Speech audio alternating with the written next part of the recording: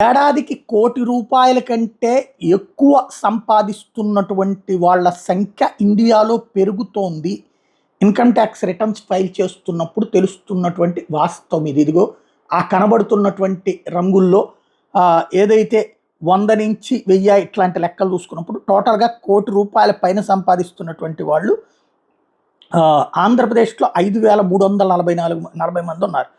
తెలంగాణలో 1,260, తమిళనాడులో 6,288, కర్ణాటకలో 2,816, మహారాష్ట్రలో 1,24,800 మంది, మధ్యప్రదేశ్లో 8,666 మంది, ఉత్తరప్రదేశ్లో 24,050 మంది, ఒరిస్సాలో 493, జార్ఖండ్లో 788, బీహార్లో 2,576, వెస్ట్ బెంగాల్లో 3,013 మంది, అస్సాంలో 1,095 మంది, అరుణాచల్ ప్రదేశ్లో 160 మంది, మేఘాలయలో 70, నాగాలాండ్లో 24, మణిపూర్లో 33, మిజోరాంలో 13, త్రిపురలో 42, రాజస్థాన్ 1,704, గుజరాత్ 3,540,